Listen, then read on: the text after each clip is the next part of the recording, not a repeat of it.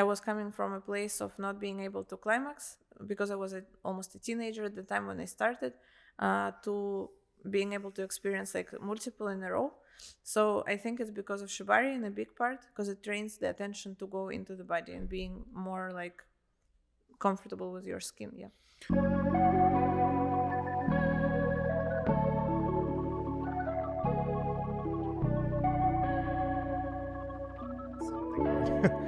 So we were talking about like hyperfixation and tattooing.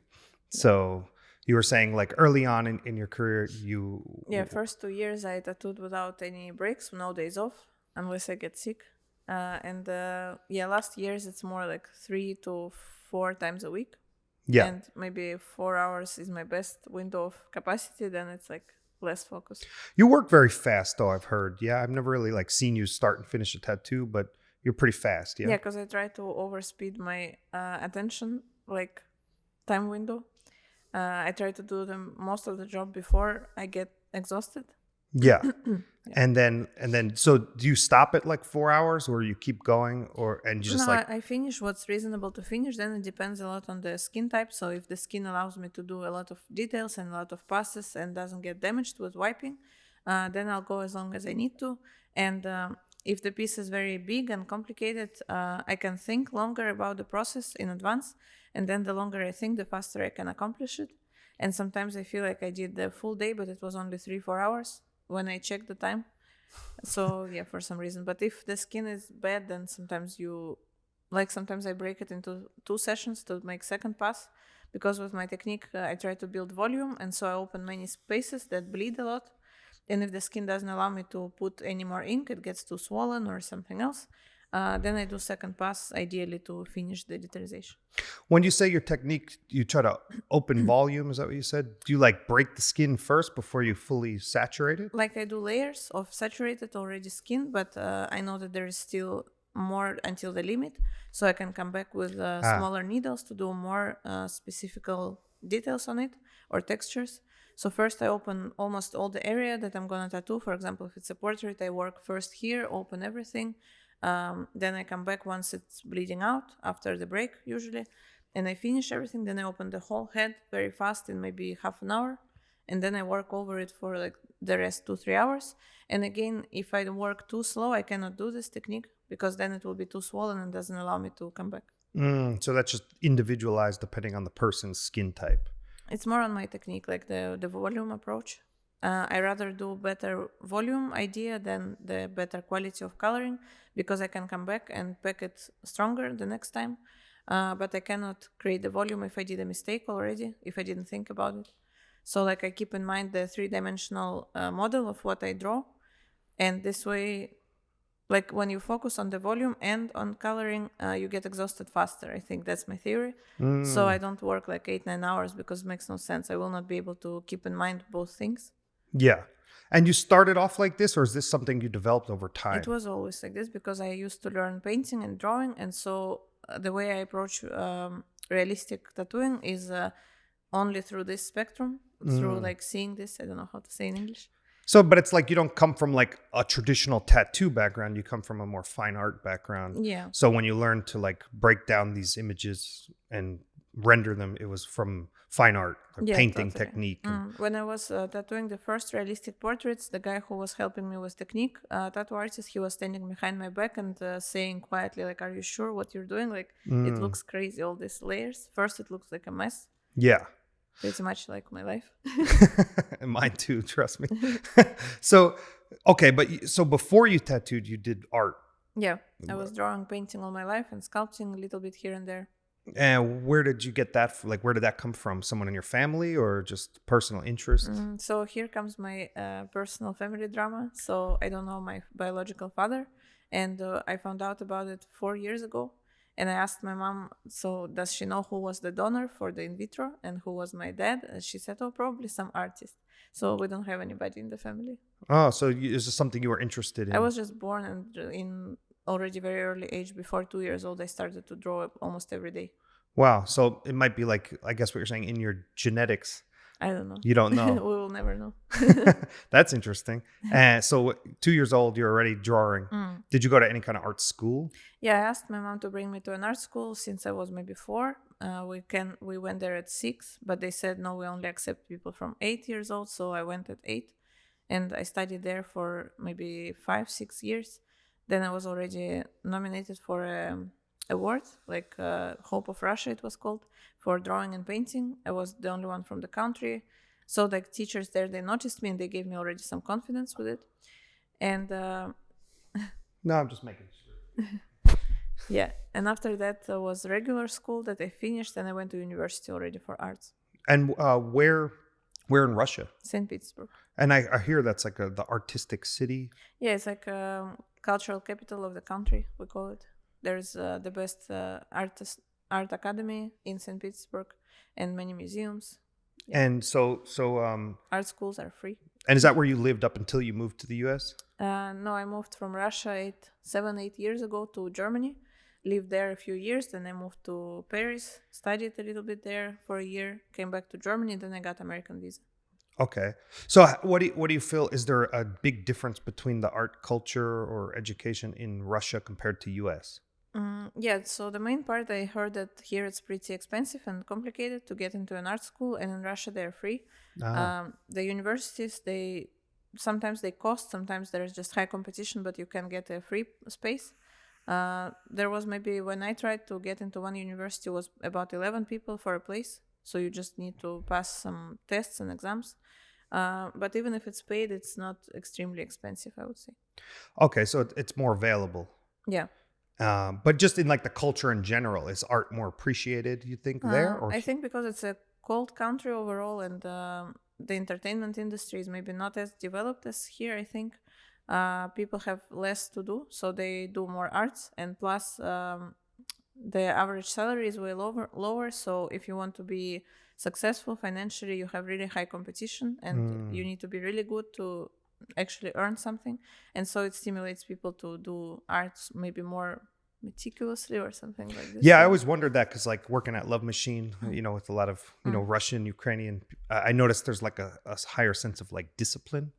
Maybe. Compared to like when I worked in like studios with Americans. Yeah, I never worked long time in American studios. It's like almost to me as if like Americans were like treating art as like not as serious. Like it's just like, oh, I'm an artist. Like when I was growing up, my dad always told me artist is not a profession. Women are never famous artists. So there was a lot of discouraging attitude also about it. So people maybe don't take it as serious too, but still, there's a lot of romance around art, and some people are very much artistic, especially in St. Petersburg. Yeah. So how do you feel like as a woman in Russia? Is that something that's a little bit more like, puts a little bit more of like a burden on you? Like, not really. We don't have apprenticeship for tattooing, for example, or like all art schools are so available. So as a woman, like you don't notice that you are any different from a man. You just go your way, and all art schools are more full with girls than guys. Because guys, they decide if we don't draw a Spider-Man, we are not interested anymore. They don't want to draw all the pottery and stuff like that. Yeah. So no, it was very easy. Like I first heard about a woman as a tattoo artist being an issue. I first heard it in Europe more. Oh, okay. In like US. So it wasn't a Russian thing. It was like a European thing. Well, in thing. Russia, yes, I felt jealousy from some colleagues, guys, but they were like, oh, it's because of your boobs that everybody follows you. Then I created separated pages, and still tattooing was so good. And I knew always that I don't really care about what they say. Sure. That's good. So when did you first get the idea because obviously you were doing fine art first, painting, sculpting, etc. And when did you decide to get into tattooing? Like what was the first idea of that? So how things happened, it was that I tried to get into one university that was graphic design, because my father gave me ideas to like do something more practical than fine art. And I decided not to invest 6 years in the best art academy in my city, even though I was dreaming about it. I went for graphic design, and after graduating, I realized I don't want to work in this field. And I was thinking during summer, what can I do now? How can I start working? And I don't know, for some reason, I didn't have very clear understanding of what I want to do. And just a friend told me you should try tattooing. And I just tried it, and it went very easy. Like I saw since the beginning mistakes in the best realistic artists that I saw online at that time. Yeah. I saw some mistakes in the volume, so I was thinking, I wonder if I can do the way that it looks more like 3-dimensional. And so for some reason it went super easy for me to learn it and to become somebody. So how old were you at this time? About 23, I think. So you're 23. And did you walk into a tattoo studio? Did you get the equipment yourself? No, I just bought the equipment and tattooed at home for a half year. And then I already have a couple tattoo studios inviting me to work there. But of course, the quality was not exactly there because in half year you don't see the healing enough. Yeah. Yeah. But it looked fresh. It looked well already. Yeah. How did they heal? Pretty good, or? Like bearable, but could be better, of course. Yeah, yeah. Not too solid. And was it just on like friends that were letting you do it for free, or? Maybe only a couple clients, and then I started charging already. Okay. So you just taught yourself? Yeah. Some YouTube videos or something? No, I invited one artist to show me how to pack color and how to outline, and that's all. Just one time. We did like a black dragon here, like tribal dragon. Yeah. That's all. My first tattoo was also a tribal, but fish. But I did it on the foot. Okay. Wow, with the 3-liner. Not the best place. But I did the same thing. I bought on eBay the tattoo machine, and it came with like a dragon on it. You know, this cheap pedal. It's Chinese, just a piece of metal that touches, and I didn't even know how to put it together. Yeah. I think I was using like the Maticide as my soap. You know, because it came with it, you know. So you did that. How long did you do that before you went to like an actual studio? Half year. Okay, so about 6 then months. I worked about a year there, and then I met some friends who were doing tattooing as well, and we opened our own shop for 8 artists where we were like co-renting a space. Yeah. Okay, so then you did that, and then when did you start traveling? After 1 year probably in my own studio, I was already at a few conventions in Russia, took some awards and got some invitations to Europe, and that's when I started going to Europe. My first trip was Berlin. Berlin. Oh, it's one of my favorite cities. You like Berlin? Yeah, it's fun. Is that where you lived when you lived in Germany? No, I lived in a smaller city, 600,000 people, between Düsseldorf and Cologne. So, okay, so what year was that? When you started to like travel to Europe and stuff? I don't really remember, but about 8 years ago. Okay.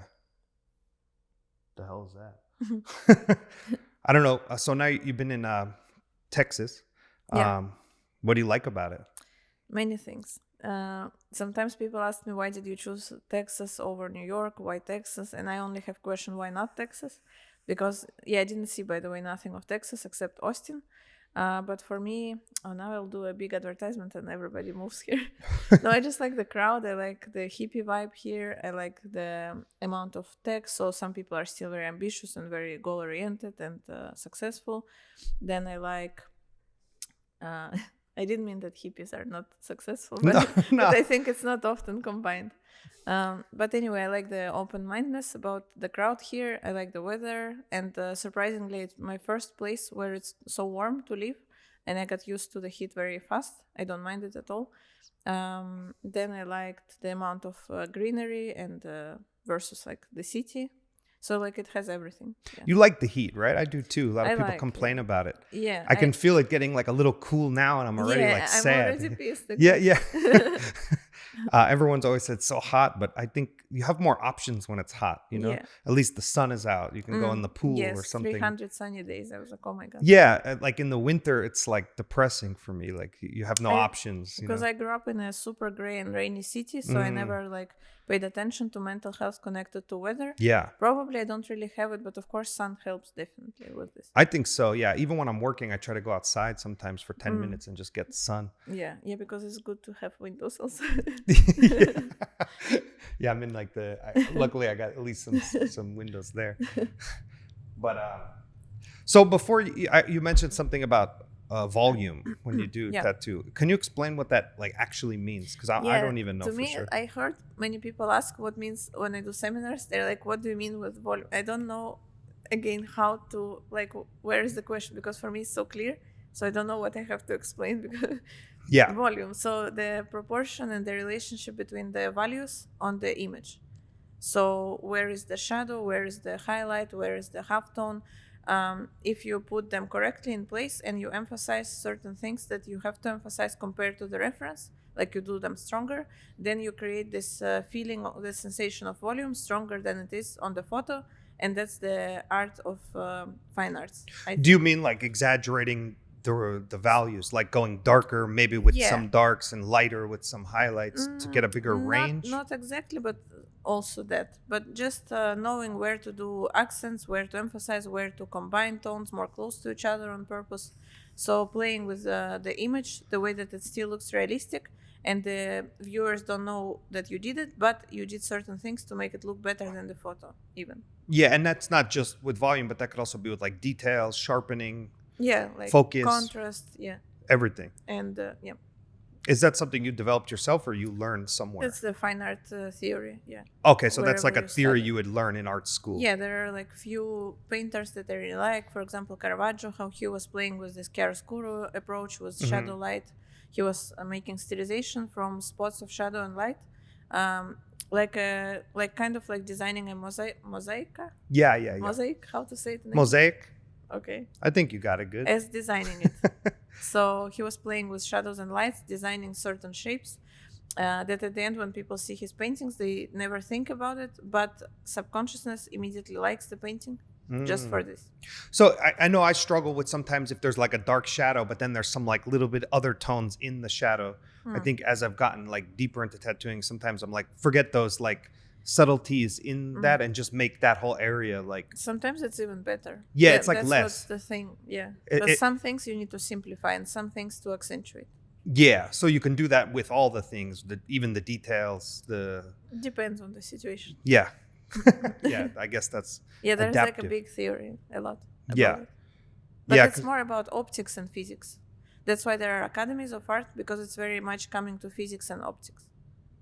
So I heard this from an artist too, and I don't know what your opinion on it is. It's like sometimes when you look at somebody do a tattoo, you could see that they don't actually understand. Like maybe they're just copying a portrait. I think 99% of the it's true, right? Yeah. It's like they don't understand that like the eyeball is like an actual sphere, or where the bone hits the cheek and the highlight will hit. It's like they just copied the photo, as opposed to like someone like you who's classically trained in art. Like you might know why there's like a fold or certain like plastic anatomy. You have to learn it. We call it plastic anatomy in Russia. Plastic anatomy? We call it because I don't know why.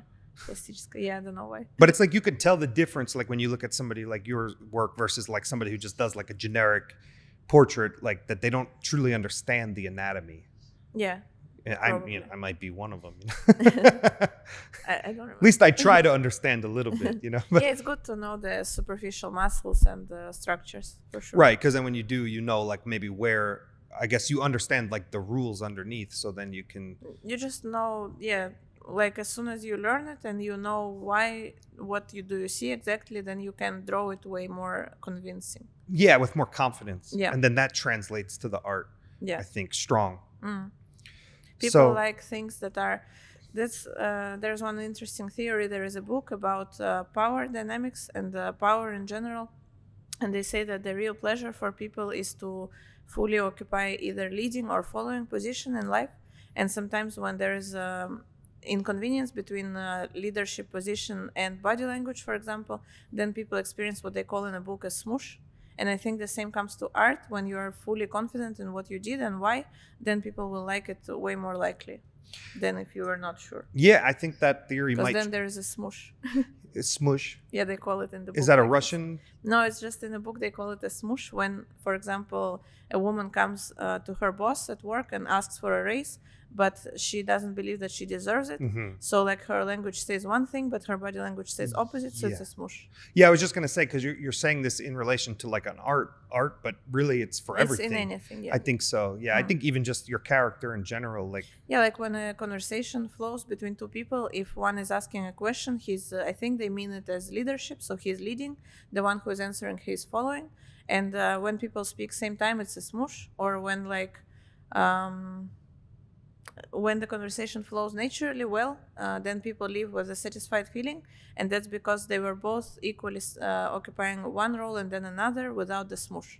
So it was flowing naturally, the exchange. Yeah, it makes sense. And I could feel that in myself sometimes when I'm living in this smoosh, as you would. I feel like life is flowing, your art is flowing, your relationships are flowing. No, smoosh is the opposite. Is when it doesn't. Oh, when it doesn't. Okay, Is when it doesn't work. Yeah. But I can feel like sometimes I have the awareness personally when I know when I'm in this flow or not.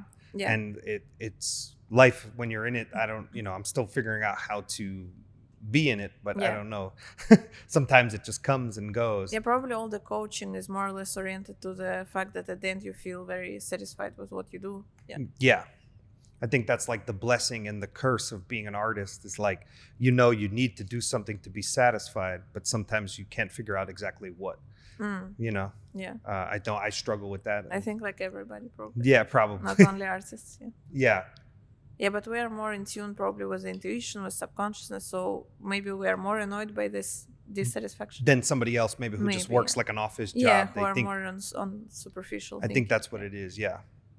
And I think to be a successful artist, you might need this because you're kind of like almost chasing something to keep making yourself satisfied in a way. That's why we, like as tattoo artists, we try to push the limits and take our work further maybe and develop different styles or different. Yeah, perfectionism. And like even to go back to your work, I see like in the last, I don't know, maybe few years, you started to get more into like a heavier black work style.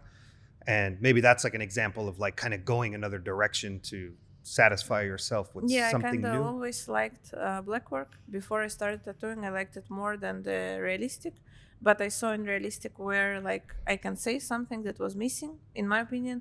In black work, not really. I just like the general feeling that it's very primal and brutal and simple. And it hits the subconsciousness, the perception way faster than any other style. And so I'm exploring it. I don't have too many clients for it, unfortunately, but little by little. Yeah. And even as like an artist who now I've been doing this like 12 years or something, as I go further, at first realism was so interesting to me because it's different or like shocking. It's impressive. Like, wow, look at that. It looks so real on the skin. Yeah, and before nobody could do it. It was not many people. Yeah, and it was like just so impressive. Like you see someone walk by with a real face. It's like, wow. But the longer I do this now, I'm almost more impressed by like the simplicity of like a black work or something. And I think it's just how powerful, like you said, it is.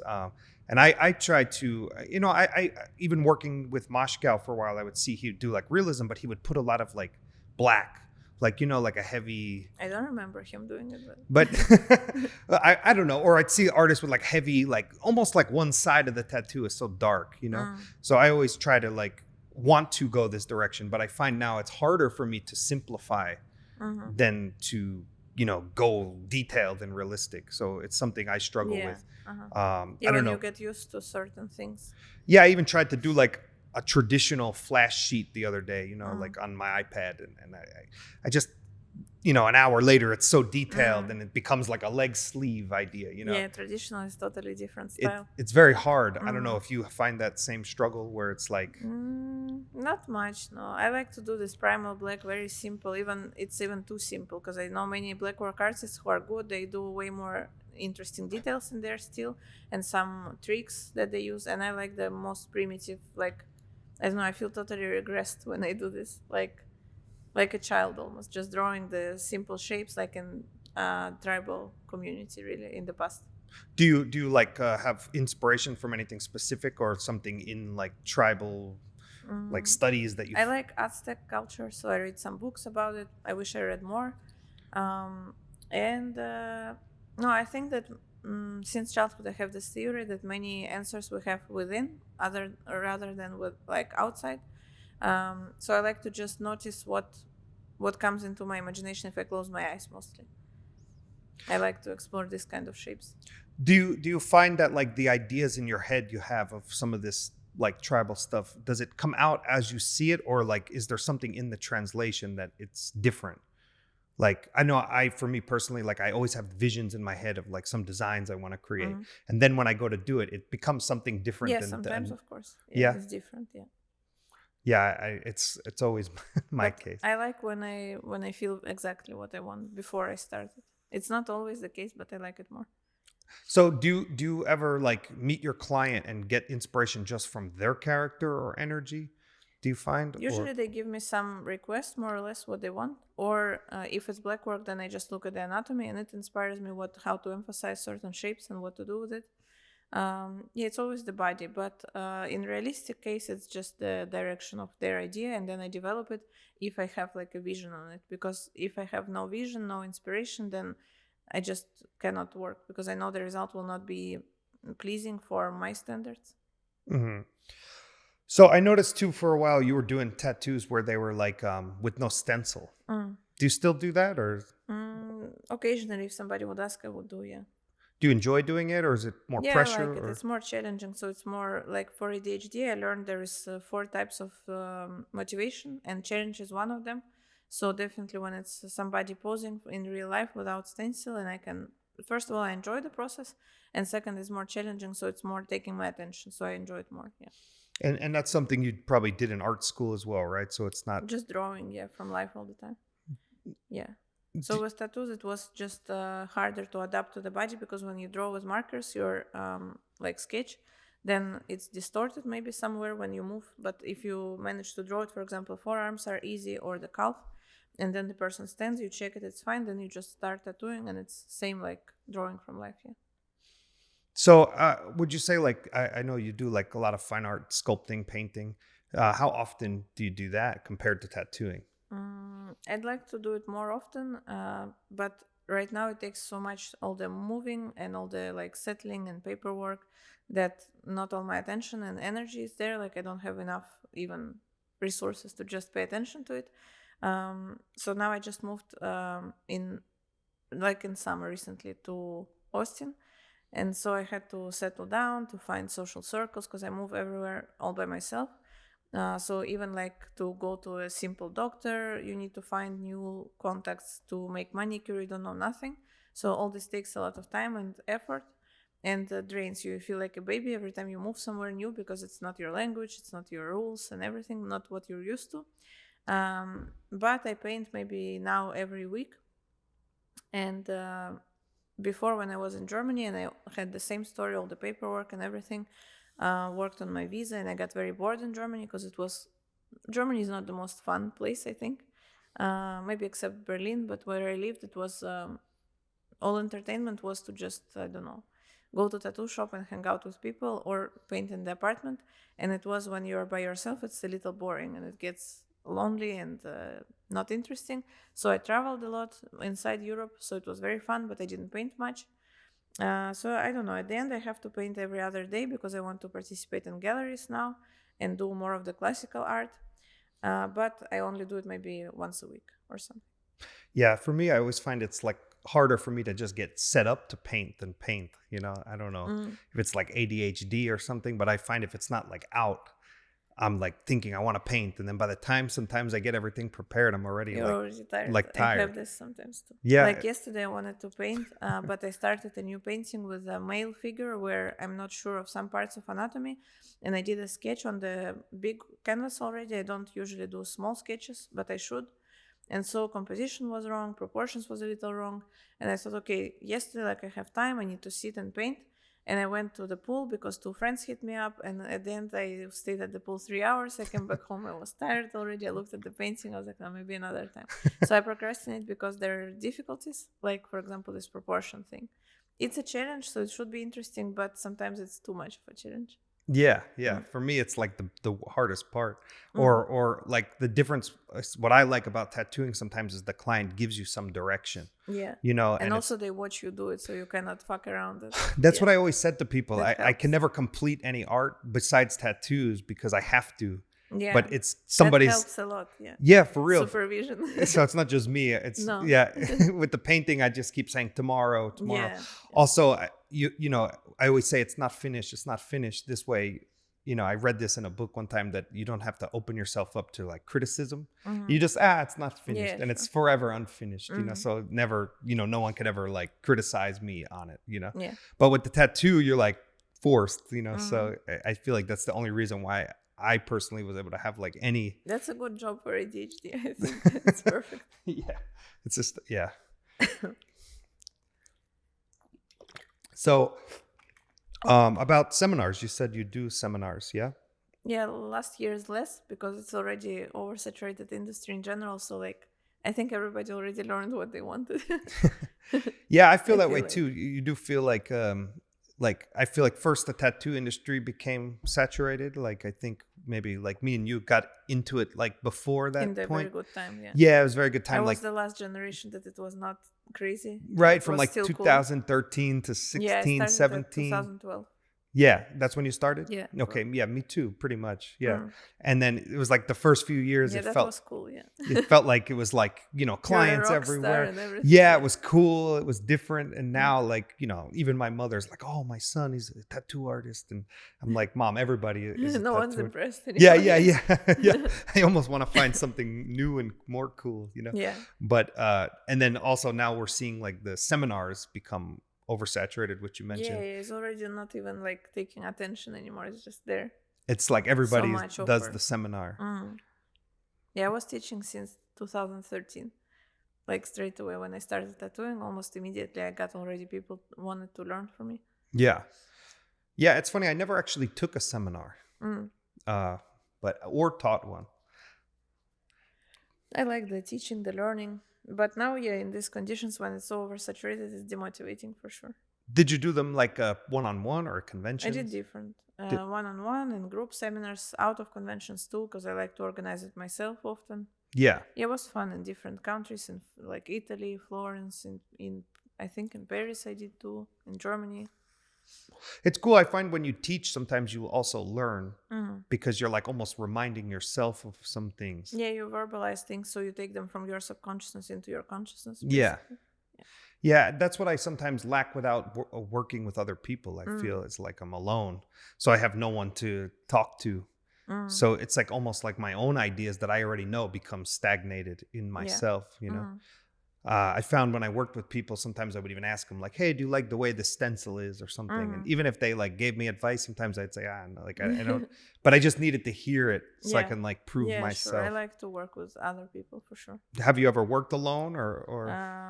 Only this half year at home, and it was a disaster because, as we spoke earlier before recording about the disorganization and the mess, like because I was not in tattoo shop, I could sleep with my best friend in bed when the client already rings to the door. So it was a disaster. It was a chaos. Oh, yeah, I like organization. So you were working in the apartment, yeah, where I lived.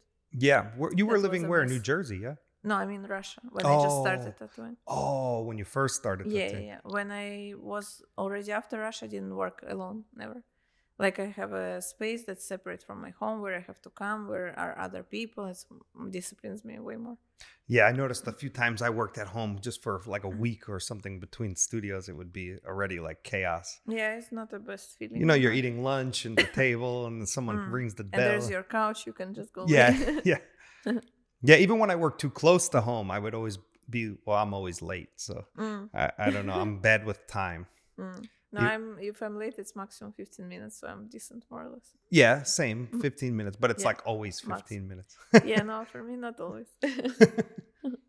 I worked at home during COVID also, a few times. Okay, where were you during COVID? France and Germany. How was it there, like during that time? In Germany, it ended up with a robbery because I worked at home. Somebody broke in, maybe from clients, I don't know still. In France, it was fine. Yeah, but it's not the most fun experience, but it was okay for the time. So somebody robbed like what, all your tattoo gear or your whole? Tattoo gear and like cameras, laptop, iPad, all this stuff. Wow. Yeah, it was not fun. And there was money in the bedroom and they didn't go there. Probably had no time because I went, it was COVID, everybody was in lockdown, sitting at home. I left to IKEA for 20 minutes. I came back, one room was empty, the other room was not touched. I was like, okay, wow. Weird, yeah. So then, so when did you move to US? 2.5 years ago. 2.5 years ago. And so you moved to New York. Mm-hmm. And I couldn't see any of US before, like not even any city for 10 minutes, not even to change the flight because of the residency that I have. I didn't have any visa. So I had to do directly my talent visa and move straight away without even knowing where I go. That's how it was. So you came to US, but you never visited it before? Never, no. I just had the work visa with one artist, was Denis, that I knew, Denis Sivak. That's why it was New York, just because he was there and he was my only connection that I knew in US well. And so I didn't think which city I want to go or how will it be there. I didn't imagine anything. So you just land in New York in the dark. Yeah, Like, basically. I'm here. Next day I woke up, I cried. I was like, fuck, how do I use the subway? Where do I go? I met some Japanese guy in the mask. It was COVID time still. Yeah. In the street. And I was like, can you please explain me how to use the subway? I want to get here, there. I don't know where it is. Yeah. That was disaster. So you're just in New York. You're like Macaulay Culkin from the movie Home Alone, just like Exactly, yes. walking around New York. And it's I grew up right outside of it. It's a stressful city. Yeah. So but you knew English. Yeah. But yeah, I used it in Germany a lot. Okay, so you're here in New York. You land and yeah, you didn't even know what you're getting yourself into. How was that? Was that a stressful time for you? It was stressful, yeah. But then the worst part was later was politics, was what happened shortly after, which I don't want to go much into it because it's better not to. But that was the most affecting part also. Like you move, you change the continent. Now the flights to your country are 10 times longer. Then the politics happen. Then your flights are 3 times longer from what they became. So it was very stressful and got me depressed in New York. So the politics, like, was it like during the election or? No, I mean the Russian situation. Oh, so you're saying, so you may have faced like some word about some discrimination towards you being Russian. Not this, but also that many concerns in general and just the emotional like situation coming with all this. Yeah. Plus fresh moving and not knowing anybody in States. That was a lot, yeah. So I'm on pills.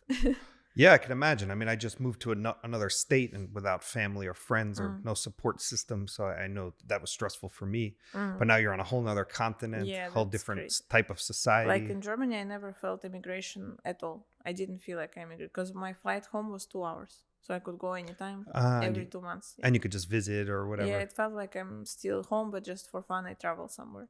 But in America, it hit me hard already. Like, okay, that's your choice. That's like, it will have a lot of consequences. And now these are the complications and these issues and this, and you need to solve that and learn how to do this and get friends and get this and that. And I'm like, wow. Yeah, and clients and survive. Yeah, no, it's crazy. And the industry got oversaturated all at the same time, yeah. Yeah, in New York, there's so many artists there and good realism artists, so a lot of competition in that way, I guess. And yeah. So if you wanted to like visit home now, is that something you could just easily do, or from is Austin it takes 3 days of travel, I think, and it's minimum $3,000. So it's expensive. So it's not easy at all. Yeah. But technically you can, like you can yes. unlimited. I can, yeah. Okay, but even before, when you didn't have the visa, was it like possible to go there and back? Which visa? Like a U.S. visa. I couldn't go to U.S. at all. No, I mean back home. But I got the visa straight away that allowed me to go back home. Okay, so you always can, but it's just expensive and a long First trip. 2 years I didn't go just because I was a little like concerned to go there.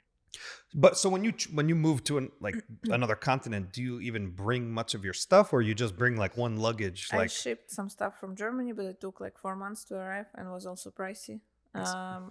They stole all my custom-made jewelry that I designed myself. That was very sad. Other than that, it was easy experience. What do you mean? You just like use some service and they just steal it? Disappeared one small bag with the custom jewelry. That's all. Yeah. Wow. So that's stressful too, because you don't even have like all your stuff. Yeah, like for months I was living without. It was just a couple suitcases, yeah. And what do you just like buy new like I always wondered this, like you just buy new furniture and everything? Furniture, of course, because I didn't ship it. Yeah. Mostly.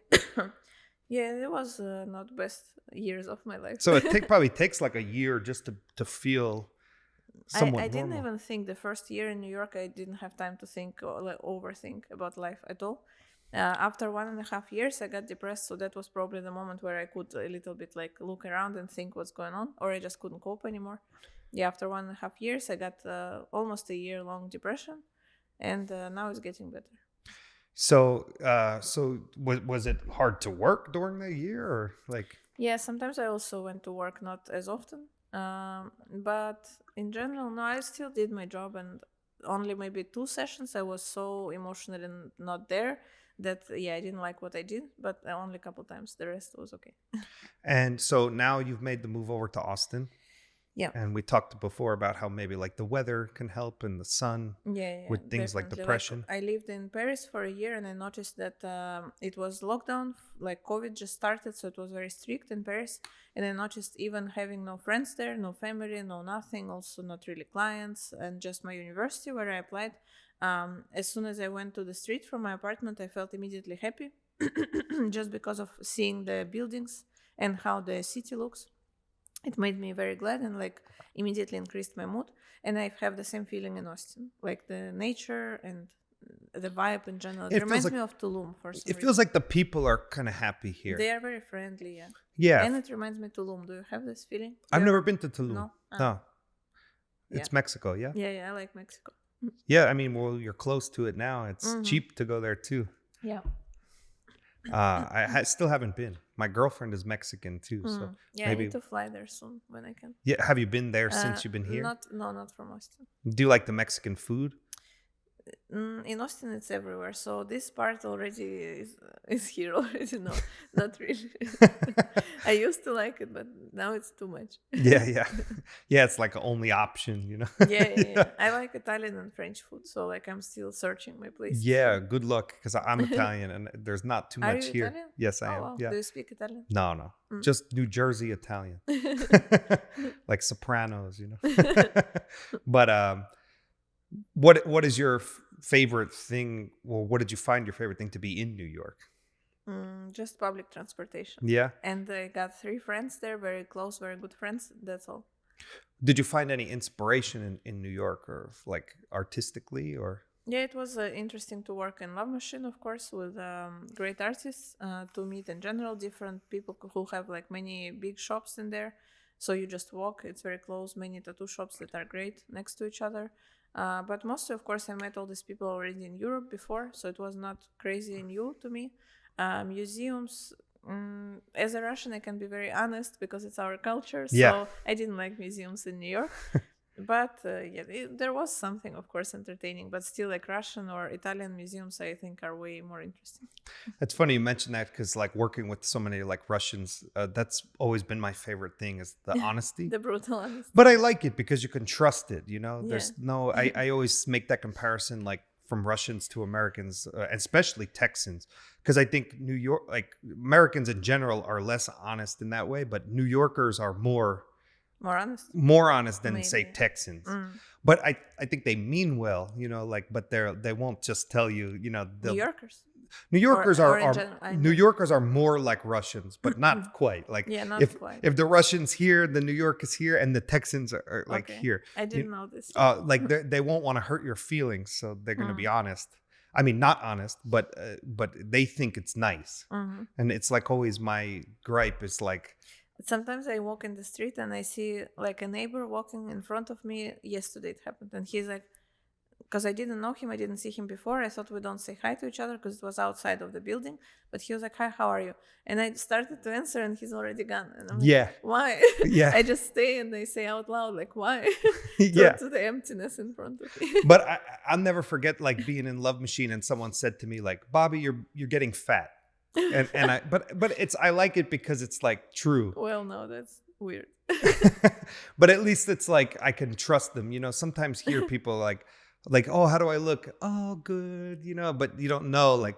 Yeah, there is a fine edge between where you're honest, where you're mean. Yeah. Yeah, because at least if you're honest, same with art, right? If like. Well, in art, I like when there's criticism. Right. And if it's invited, especially. And working around Russians, I noticed that was like very good for me. Like they would say like, oh, the background is not so good, or the contrast is not so good. So you can learn, you know. Whereas like some American artists might just be like, oh, it's nice, it's cool. No, they will be like, it's awesome. Yeah. It's awesome. Oh my God, it's so cool. And then you don't really get anything from it. You just started the fucking background that looks like shit for now. Yeah. Awesome. So I definitely missed that aspect of being around Russian, and I worked with them for many years, and I feel very comfortable. But I can say, like, if we compare fine art with tattooing, even inside Russia, people are way less criticizing in tattoo industry than in fine arts, like way less. And I think it's a disadvantage. In fine art, it's normalized. Yeah, it's like part of curriculum. To say critics, it's like it's all you do is you criticize each other's art all the time. Right. And it's the key of progress for us. Well, this sometimes is a problem, even just being an artist in like, say, a romantic relationship or something. You think it's normal to criticize, and somebody should take this criticism like not defensively. About art? No, just anything. general? Because we're so used to it in art that you can kind of do it with anything, you know?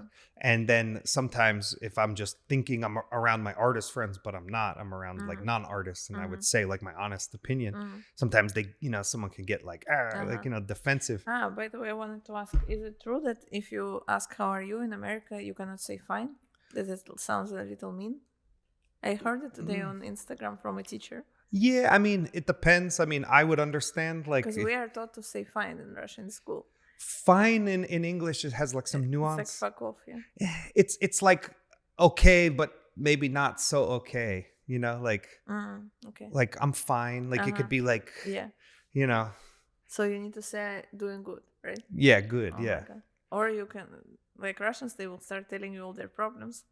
I'm like that. And I think will be like, oh my god. I think that's why I get along with Russians a lot, because I can talk to a brick wall. You know, like if I'm in the grocery store and someone's like, "How are you?" I'd be like, "Well, you know, not so good today. I'm tired." You know, but a lot of times here, when someone just says, "How are you?" it's like not even like it's like hi. Yeah, like I've That's been. weird. You just say like, "How are you?" and someone goes, "How are you?" and you both just say, "How are you?" with no answer. God, this is so strange. Yeah. Especially in like New York and New Jersey. Yeah. How you doing? Good. Yeah. How are you? Yeah. You know, there's no actual answer. That is very weird. Yes. Yeah. And I think if somebody were to say like not good, it would like make someone shocked, because it's not. Heart attack. You're not supposed to. You're good even if you're not. You know. So I guess that in Russian culture, if you ask how are you, it's like a serious question. Yes. So then you would just say hello. Then not even maybe. Just look. You maybe just say like something. I always used to joke because like when everyone would speak Russian around me, all the language sounds so serious. It always sounds like somebody's talking about like some secret or you know. Like KGB. Yeah. I talk now to many dominatrixes, and I found out that it's a very common fantasy. Once they find out that the dominatrix is Russian, everybody's requesting the KGB session. That is. What do you mean, like role playing? Like... Yeah, everybody wants a KGB agent. I'm like, wow, that's interesting. So take me through this, the dominatrix. I know you're involved in this lifestyle. Yeah. I don't know much about it. Like. Yeah, I do some sessions, like rope sessions. I started to do shabari before I started doing tattooing. Shabari is a Japanese rope art. Rope bondage, maybe not art, depends for who. But when you say art, is it the art of it, like, is it the photography, or is it just the process in general? The fact of objectivization, we call it in BDSM. It's like objectivization. I don't know if YouTube allows all this kind of topics. Yeah, I think so. So we'll find out. Yeah, objectivization. But for people who are more like, we call them vanilla, not into BDSM world, more vanilla people, they would say, oh, it's so artistic to see somebody in ropes in this like intricate patterns and so on. But it's just basically objectivization, which is a erotic practice. So people practice shibari in different ways. Somebody more for meditative aspects, somebody more for artistic, like to do photo shoots or modeling videos, or just for themselves to watch, or for more erotic power exchange, or for like self-hypnosis, trance-like conditions also. So is it painful at all, or? Yeah, it can be done in very different ways. So one more direction of shibari is called semenava, which means torture rope. So there it's made on purpose. The way that it hurts the body, maybe the position is super uncomfortable and unstandable. Maybe the rope is pressuring the skin in a super painful way that you can only take like 10 seconds in a tie. But sometimes it can be done very gently, more like a hammock. So the more rope you put, the closer to the hammock idea you get. So you don't need to hold your own body. You fully relax, and it's a very special state of mind. So like more rope adds more like surface area. So it's not as like pinching. Yeah, so you can regulate if you want to hurt or you want what you want to do. Yeah. And so support. Somebody, like you need to tie somebody else, yes? Depends. Or you could do it to yourself. Yes, I can do self-suspensions, or I can tie somebody up, and I like to get tied up. I like all of this.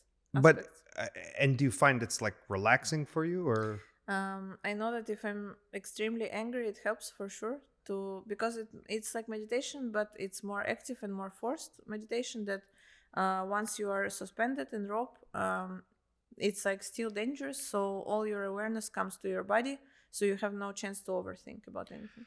And it makes sense because I even found when I would ride my motorcycle, almost like this. like you're on the highway going 90 miles per hour, and your task is to survive. You can die exactly. any minute, and I feel like if I would get into a fight or something with a friend or girlfriend or something, like just I can't think of nothing else but that. So, and then after you do it, still there is some time that you are like quite relaxed. Like that's the same with ropes. It's almost like you get like some adrenaline rush or something. And some hormonal like restart of your system. And so then that makes sense. Better. Yeah. So does this become like in a way almost addicting or like? Yeah, I would say so. So when you do it, like what's the longest time that you would like hang? Usually people do transitions, so from one position to another. It requires a lot of skill and it's very dangerous, and I don't recommend people to try at home without the training. So transitions, they can be from 15 minutes long session, which is super minimal and basic and very light, to 2 hours easily. It's almost same like how to call it decently, like sexual intercourse can take, I hope not 5, but like 10-15 minutes, and can take 1 hour or more. It's almost the same. Yeah. Okay. Because it's like a way of communication as well, shibari. So it can be different. Depends how long you want to be involved with a person, how smoothly it goes, with smoosh or without, and stuff like that. So is it something that you do with like the same people, or you like to do with new people? Like usually I prefer to find partners with who you find a lot of understanding and a lot of good connection. And the longer you know somebody, the more you can do like the mental, how to call it decently again, like there is no way we call it mindfuck. Yeah. When you can plan something that triggers exactly the emotional response from a person more than physical. So the longer you know somebody, the more they trust you, the more strong and powerful you can go into some exploration. But also with newer people, it's also fun. Depends if they have like an active request on it, then they will enjoy it most likely. It's interesting. I had another question about it, but I can't remember. You said it's dangerous. Yeah, very dangerous. What makes it dangerous? Like a circulation thing? So one thing is the obvious one that I never heard happen, but it's always a risk. If somebody doesn't know what they're doing, then of course you can be tied up and you can fall simply. If the equipment is bad, or the knots are bad, or something is wrong, or the weight is not considered, or whatever. So if the person falls, obviously you have no arms to help yourself, so you can be very damaged from it. But this I never heard that it would happen, because thank God everybody understands more or less what they're doing. But even with professional riggers, we call them riggers, even with professional ones, when they tie with the same model maybe for years, they know each other. I know that happens still cases where nerves on the arms can get damaged, and like it happens either wrist drop for a week or arm drop. I know up to half year that it happened to people. Yeah, and then you cannot move both arms for a half year, and thank God then it recovers the circulation, but the risk is always there. Is that common, like for someone to lose feelings? The risk is always big, yeah. Like, I don't know too many cases, maybe I heard about 15, 20 from like thousands of people doing this and many times. But still, it's here and there you hear about it. Most often it's just numbness on the hand for 2-3 days or less, but can happen like a week drop or longer. Have you had this before? No, just numbness. But for a few days or something? Numbness for maybe a couple days. And I was tied up, I don't know, more than 1,000 times for sure. But does it happen to you like many times or just once? You never know. It can happen again. Depends how lucky you are. I know that it's worse for people who don't work out at all, because when they have very skinny arms, it's easier to damage the nerve. Yeah. Yeah. So how did you get into that? So I was 18 and I had my tongue already split. And one person reached out on like Russian Facebook website. He said, I saw your pictures, and I have 2 restaurant businesses with Japanese and Italian kitchen, and I would like to use you as a model for the restaurants because of 2 tongues and 2 kitchens. So he said, can we meet up to discuss the collaboration and the payment and everything? I said, okay, but he was like 53, I was 18. I said, let's meet in the public space. Yeah. And he told me, I saw on your page many pictures related to Shibari. So I know that there is a Shibari exhibition, like photo exhibition. Would you like to meet there? I said, yes. And when we were there, I was like, okay, that looks cool. Some art, okay, nice. But then all of a sudden they started a live performance, and that's it. I was hooked from there. Just instantly hooked. That's it, yeah. That was my number one passion ever since. Now, have you found somewhere in Austin to do this, or? It's easy to find someone. I just need to build a place where to tie. So today I'm actually, after this podcast, I'm going to buy the materials, and one sculptor friend will help me build it.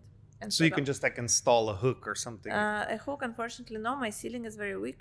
So we have to build like a full wood structure, wood frame through the whole apartment. Wow. Yeah, to attach the bamboo and then tie somebody on it. So you take your shibari very serious. Yeah. You're going to have to go to Home Depot or like something. Like a maniac, yeah. No, it's cool though. Do you find that like after you do that or something, it gives inspiration to your other art? Yeah, like... definitely. I paint many people tied up. Like many of my paintings are inspired by shibari. Because it's such an emotional practice, and there is so many like special aspects about it that you never experience in normal life. For example, first, you don't need to hold your own body when you're tied up, and you have no duality, no left and right, and automatically, because your arms are maybe like attached to each other, to one another.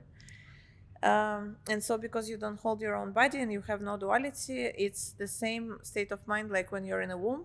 Kinda, it throws you in subconsciously into your like internal existence and reminds you of this experience somewhat.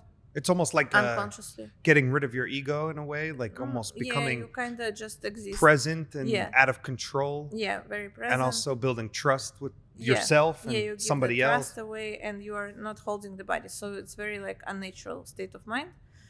Because even on the hammock or something like this, you still have your arms, you still can like help yourself if you fall or anything, but there it's completely vulnerable and different.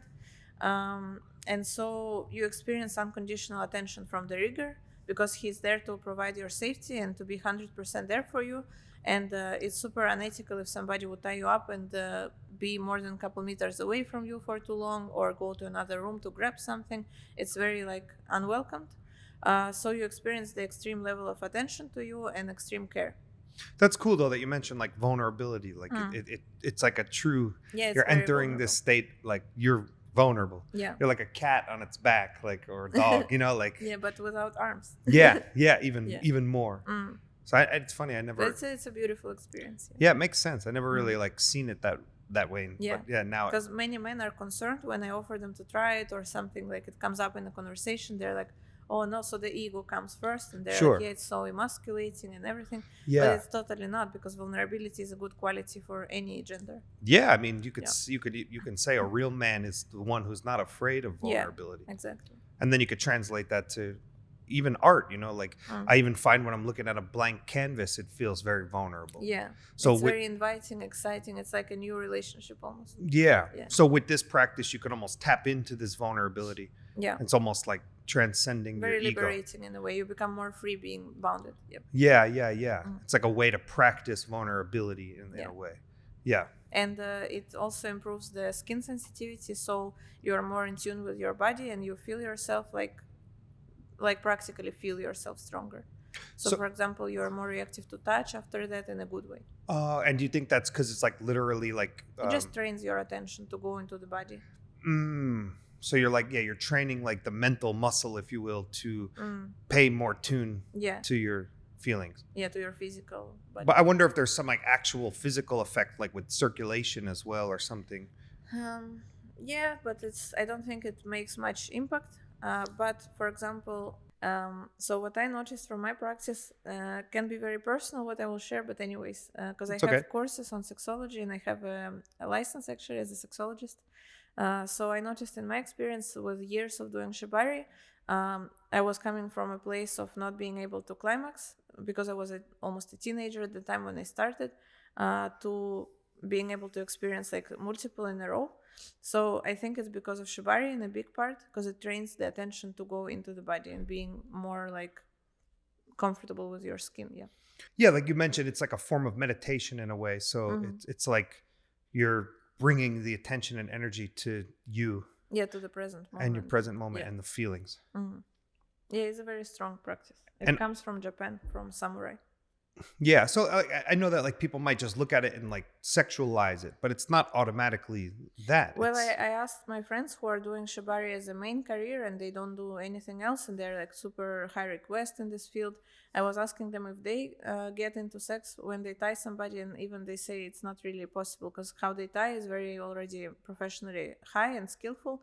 So it's many transitions, it's very heavy on the body. So nobody would care about sex, but they would still get pleasure. It's just on its own. Yeah, but I think there's like the common person who knows nothing about this might think that this is some like sexual experience, but really it's more related to like yoga or spiritual experience. Exactly. But it might be like a misconception. It's like highly erotic because your body is exposed and very like vulnerable again way, very accessible, and you are not in control, but by your consent you are in control because you choose the person you trust to and you see how trustworthy they are. So at the end, you're in control.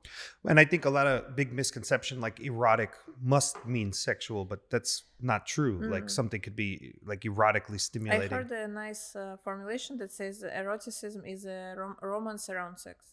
So it's like a separate thing. It's the romance around. Yeah. Yeah. No, exactly. It's a good definition, I think. Yeah. No, it's cool. And then, I don't know. Now I'm confused. Such a good topic. Yeah, we're just like. Yeah, no, I mean, it's interesting because, like I said, the only thing I've ever experienced similar to like something like that would be, like I said, motorcycle riding. But I tried to meditate before, but I could never. It's hard, yeah. Yeah, but something like that, it seems like it's almost like we were saying before, like a tattoo you must finish because somebody's watching you. Yeah. I feel like the shabari in a way, it's somebody's like watching you again. You're tied up in a way though, like you're forced. Like it's like meditation. It's like you have to. Yeah, it has like a beginning and an end very clearly when you are released from rope or you are in the rope. It's like clearly the process. Yeah. In meditation, you're just there existing. You're like, okay. Right. And you could just be like, okay, I'm bored or I'm distracted or I don't want to do this anymore. Yeah. Or your mind, you're supposed to be clear, but you're thinking of like what you have to do later. Yeah, well, you don't have to be clear, but yes, it's. But I would think with the shibari, it's like, you don't need to fuck, this might hurt or this is uncomfortable, so I have no choice. I never done it, but I hear people speaking about like ice baths. Like it almost seems like that might be. I'm also a pussy for this. I don't know. Don't do this. I know, but on a hot Austin day, it might not be as hard. I was thinking. Yes, maybe. I started taking cold showers in the morning for this reason. Does it help? It's supposed to be good for like endorphin production and like serotonin. Do you feel good after? Sometimes cold. But it's easier when it's hot out because it's so hot. And, if I come home, I'm like, it feels refreshing. But I still don't think it's as cold as like the ice bath, Yeah. So you moved here officially? Yes, that's official. Welcome to Austin. Thank you. What are some, have you had time to explore or like, is there some hobbies you like besides shibari, painting, anything art related that you found that you like most about here? I went to see the bats on the bridge. This famous place with many bats flying. Did they come out? Yeah, it was cool. I saw, but it was a little bit from far because it was from a bar that is there. I don't remember the name. Some famous bar. On the corner, the Yeti one? Maybe it was the floors and you go up and you see. So it was a bit far from the bats. Yeah. They looked very small. I did that. I did go-karts. I really liked the F1 next to this F1 track. Was super cool. And I go there soon to see Eminem concert. Who? Eminem? Yeah. He's coming here? He's gonna be on F1, yeah. Oh, really? And you can buy tickets separately for his show. Oh, that's cool. And I go to Slipknot. Me too. In September. Really? Yeah, 17. Yeah, I can't wait. I just went 2 nights ago to Incubus. And I don't know if you know them. No? Maybe I heard, but don't remember. But Slipknot, I'm going to be there also. Cool. Yeah. I wonder if we're close somewhere. Yeah, I have seats. I don't know. Yeah, me too. Yeah. Like up from the stage and... Yeah, I'm excited about that. That's another cool thing about Austin. There's a lot of music, a lot of concerts. New York too has that, but here I feel like it's easier, like. Yeah, you don't need to like go through thousands of angry people to get somewhere. Yeah, you just go like. You just chill. Yeah. On the way. Have you explored the green belt yet? Not sure. There's I like think hiking trails. I was on one by the Penny something bridge. as I Oh, remember. yeah, It was yeah. very beautiful. I think I saw you post that one on Instagram. But there's the green belt is cool. A lot of cool hikes there. Yeah, and, that I and, need to do. and it's cool because it's like in the city, you know, it's not far. It's only like 10 minutes, you know. Yeah, Barton Springs, have you been there? I did once. It was super crowded. Yeah, you're better I off was during the not week. impressed. Huh? Yeah, you have to go during the week. Did you try barbecue food? Once. Yeah. Terry Blacks. I think, Yeah, do or you like it? something. No. No? No, it was very fatty, the meat. Yeah, you don't like it. Russian, See, I love honestly, it. no, I didn't. Does Russian have like barbecue and stuff like that? Usually we do it's like lean beef that we cut in small pieces and it's on a stick. Different. Yeah. I don't know. Anything else you want to? Not really. How long was it? 1 hour. Is it enough or no? It doesn't matter. Yeah. I don't make like rules, you know, it can be whatever. Yeah, I start to be like, oh, I'm hungry. Oh, this. Yeah. It's good enough for me. Okay. Yeah, I think we covered most of the topics that I usually we discuss. talk fast. Yeah, we talk fast. That's true. You can slow it down. Nah, it's good. It's enough. Yeah, I think 1 hour is good. Yeah. Thank you for coming. Yeah, thank you for inviting. Where can the listeners find you on social media? Yeah, Instagram, I reply messages there, and email, my website, anywhere. And I'm open for shabari sessions and tattoo sessions. Cool. Well, thanks again. Thank you. Thanks, guys. Peace.